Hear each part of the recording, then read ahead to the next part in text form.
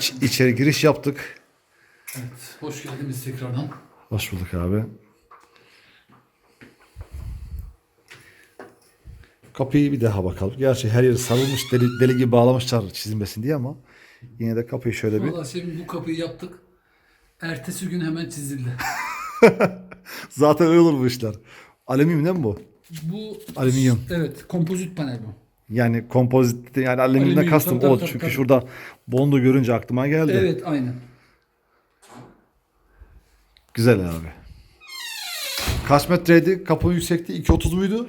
Bu bayağı yüksek. Evet, yüksek 2.30 var. Şuna baksana, şuna bak. Çok rahat var 2.30. Daha fazla hatta.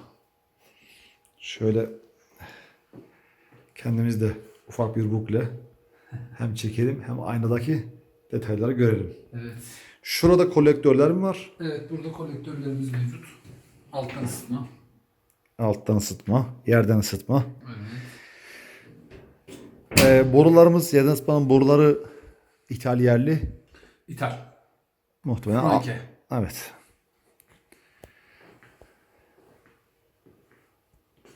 Burada kolon vardı. Evet, İyi hatırlıyorum. burada kolonumuz vardı. Bu kolonu şişirdik bayağı. Kaplamışsınız. Sonra aynalı da Ya kapladık, böyle güzel oldu. Salih abi, merakla şu şeyinizi bir görmek istiyorum. Kolon giriş çıkışları vardı ya, hani biz bunu dekoratif kaplayacağız diyordunuz ya. Hadi gel şuna bakalım evet, bir. onları şu anda onlar kayboldu hepsi. Çünkü onu görmek hepsini istiyorum. şey yaptık. Burada separatör yapmışsınız. Evet. Işıkları da yakalım. Bunu herhalde bizim Adem Bey önerse gerek. Onlar çok sever separatörleri. Ha, yok bunun iç mimar arkadaş var. Burak Ataseven, Prizma Mimarlık. Adını tekrar zikredelim mi? Prizma Mimarlık. Burak, Ataseven. ellerine sağlık. Onlar çizdi arkadaşlar. Gerçekten de çok ilgilendiler, sağ olsunlar. Malzemelerimiz geldi. Bunlar Şurada bir kolon vardı. Şuradaki bir kolondu değil mi? şurada vardı şefim kolonumuz. Şurada bir çıkıntımız vardı. Orada abdest alma yerimiz var. Şimdi bakacağız. Ondan sonracıma orada kolonumuz vardı tabii ki. Bir de şurada perdemiz vardı. Bir de şu tarafta. Şundan hatırlıyorum. Şuradaki dişten. Şurada bir diş vardı diye Şurada hatırlıyorum. şefim bakın. Sol tarafta. Yukarıdan bakın, orayı da kapatacağız. Anladım. Şurası. Evet, evet. Şurası. Burası perde zaten şefim. Perde burası komple. Aramayla zor bulunuyor. Şu da bu hat mı? Bu at. İlginç olmuş. Aynen öyle küçük parçalara koymuşlar. Evet. Bunların temizliği umarım zorlamaz ev hanımını. Ya şefim, buraya oturanlar bunların temizliğini düşünmezler, merak etmeyin. Ben de öyle tefekkür ediyorum abi. Şu içeriden mi abi sineklik? Evet, içeriden, çünkü dışarıdan açılmadığı için dışarıdan yarıya içeriden böyle. Anladım. Açık kullanacağımız için şöyle.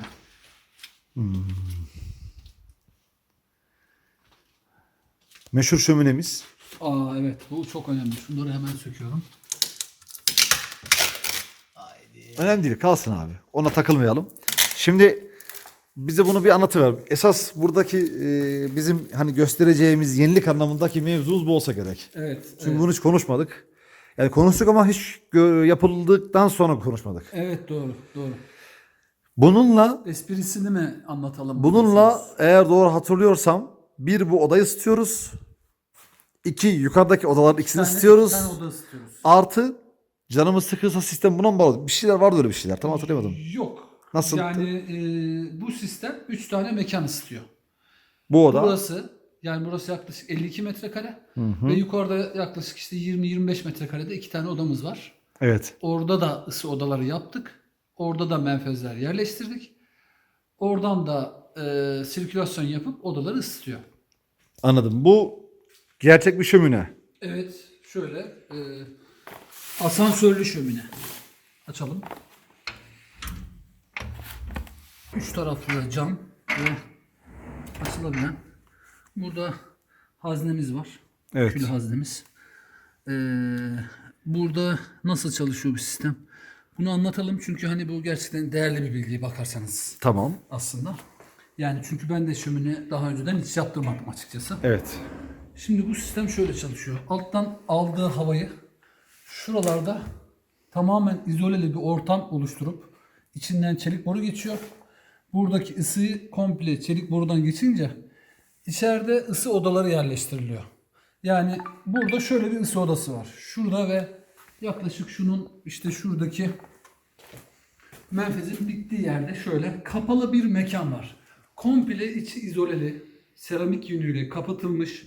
Arkasında cam seramik yünü, saç ve alçıpan, yangına ve suya dayanıklı alçıpan kullanılmış. Oradan geçen ısı orada absorbe ediliyor. Ve alttan gelen soğuk buradan çıkıyor, şuradan. Soğuğu alıyor, soğuk havayı, sıcak hava buradan çıkıyor. Aynı bizim bildiğimiz standart peteklerde olduğu gibi. Alttan hava giriyor, soğuk hava, üstten sıcak hava. Şey gibi değil mi bu ya? Bizim katlarda kat istasyonlarımız var ya. Kazandan gelen su istasyona giriyor boruların içine. Aynı o boruların arasından da temiz su giriyor ama birbirine karışmıyor. Sadece onun ısısından faydalanıyor. O sıcak, soğuk suyu ısıtıyor. O yeni ısınan sıcak su da içeri giriyor. Aynen. Buradaki tek önemli şey burada ısı odası oluşturabilmek. Ve buradaki havayı buraya getirebilmek önemli. Peki bu ısı odasını oluşturmayı yapan firmalar mı biliyor? Yoksa sizin buluşunuz mu? Yok canım, bu şöminenin mantığı budur zaten. Anladım. Yani her gelen birkaç tane firma geldi buraya.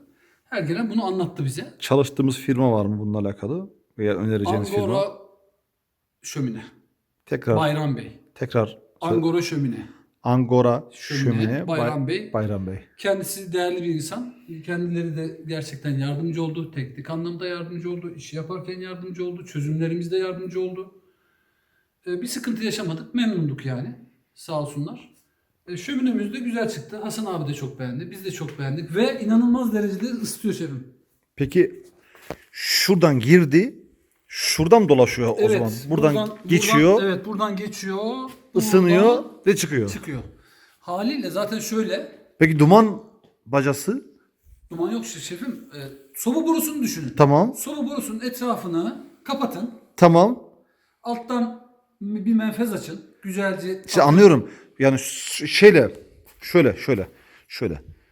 Şu bizim sobanın borusu. Evet. Çelik boru. Bu en dış katman şurası olsun. Evet. En dış katman şurası. Evet. En dış katmanla şunun arasında bir alan var. Evet. Siz bu hava geçiş güzergahlarını bu kapalı alan içerisinde yapıyorsunuz Evet. ki buradan çıkan dumanın ısısı bu ortamı ısıtıyor. Buradan giren soğuk hava da buradan ısınarak çıkıyor. Evet. Yani burada aslında ateş olmuyor. Burada ısı oluyor. Evet, ateş yok. Yani ateş yok. bacanın ısısını değerlendiriyoruz. Aynen. Aynen. Bizim evlerde de eskiden ne yapardık? Soba burada ama baca bir çıkardı, bir dolaştı. giderdi, bir dolaşırdı. Gibi. Aynı sistem. Yine evi ısıtsın diye. Evet. Ama orada mesela sadece boru kendisinin yaydığı oluyordu. Tabii. Burada ise bildiğiniz şefim kalorifer, yani sanki insanlar, buraya gelen insanlar diyor ki bunun içinde şöyle elini koyuyor. Ya bunda motor mu vardı? Halbuki motorla çalışmıyor. Tamamen Doğal akış. doğal akışıyla. Isınan Çünkü hava ısınan yükselir. Aynen öyle. Ve şefim mesela bunu yaktık. Mesela 2 saat içerisinde şu mekan zaten ısınıyor. Diyelim ki ev soğuk. Bunu yakıyorsunuz 2 saat içerisinde, hem yukarıdan da bir sirkülasyon olduğu için evin tamamen ısısını kırıyor. Yani soğukluğunu kırıyor. Anladım. Tabii ki tam manasıyla ısıtamaz kocaman evi bu. Tabii ki şömine. canım. Ama tamamen kırıyor yani. O soğukluğu gideriyor. Hatırlamak adına söylüyorum. Bizim bu zemin katımız kaç metrekare? 200 metrekare yaklaşık. Üst kat biraz daha büyüktür. O da 200 metrekare yaklaşık. 400 metrekare kullan. Apartmanları balkona koyduğunuz düşündüğünüz zaman aynı. Anladım. Tamam. Çıkalım buradan. Biraz da mutfağa gezelim eğer mümkünse, Tabii, müsaitse. Tabii şefim gelin. Mutfağımız da çok güzel oldu. Burak Bey gerçekten çok iyi çalıştılar.